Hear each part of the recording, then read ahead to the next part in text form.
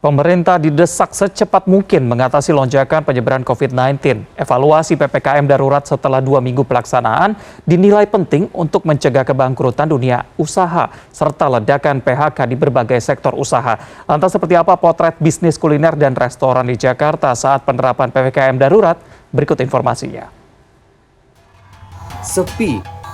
Tepat pukul 12 jam makan siang belum tampak satupun pembeli di warung bakso kumis Blok S Jakarta. Sejak PPKM darurat diterapkan 2 pekan lalu, Akmal, sang penjaga warung, mengaku hanya mengandalkan sebuah aplikasi pesan antar makanan untuk menggait pembeli. Tak pelak, kondisi ini memaksa pemilik usaha untuk mengurangi 2 orang karyawan dari 4 karyawan di saat normal.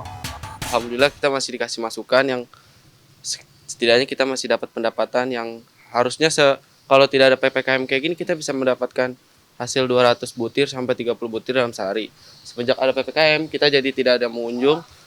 Kita harusnya ngandelin orang kantor, dan sini kita hanya mengeluarkan stok-stok bakso kita melalui via online aja. Pengusaha restoran dan kuliner pun kompak menjerit ketika PPKM darurat diterapkan di Jawa dan Bali.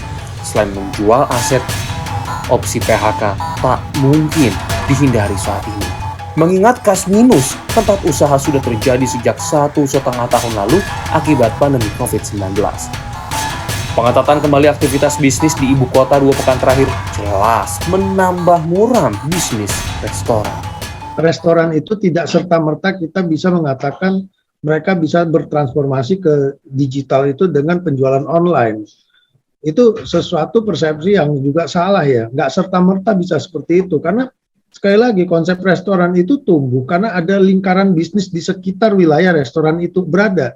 Tantangan yang sangat berat yang kita hadapi. Di sisi lain, kita harus menjaga kesehatan. Di sisi yang satu lagi, kita tetap harus menjaga bagaimana roda ekonomi harus berjalan. Dan saya merasai semua bahwa teman-teman, saudara-saudara saya, semua pengusaha, dari mikro, kecil, menengah, dan besar, semuanya mengalami dampak yang sama. Selain pengusaha, pekerja sektor hotel dan restoran patut waspada apabila penanganan COVID-19 tidak kunjung membaik. Tanda-tanda ledakan PHK semester 2 tahun ini tampak dari data negosiasi serikat buruh dengan pengusaha. Makanan, minum itu udah pasti PHK, nggak bisa dilawan.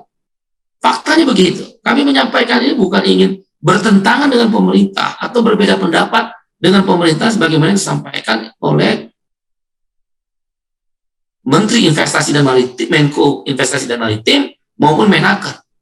Fakta di lapangan mereka mengatakan akan PHK. Orang sudah berunding kok dengan serikat buruh.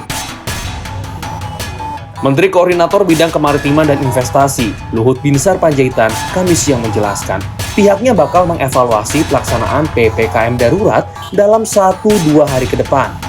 Dirinya bakal berkonsultasi kepada Presiden terlebih dahulu sebelum memutuskan langkah lanjutan pencegahan penyebaran COVID-19 di Jawa dan Bali. Jadi kita mengamati betul ini masalah ekonomi ini, jangan sampai kelamaan juga malah buat mati. Ada pertanyaan batasi pemulihan ekonomi nasional, sebenarnya kita sangat hati-hati melihat ini dan kami hitung sampai kapan kira-kira kami akan melakukan ini.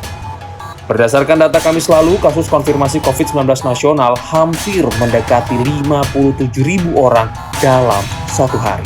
Tentu saja, tingginya penularan virus corona di masyarakat masih menjadi pertimbangan utama pemerintah untuk melakukan pelonggaran PPKM darurat. Pemerintah memperkirakan dampak penurunan mobilitas baru akan terlihat dalam 2 hingga 3 minggu sejak PPKM darurat diterapkan 3 Juli lalu.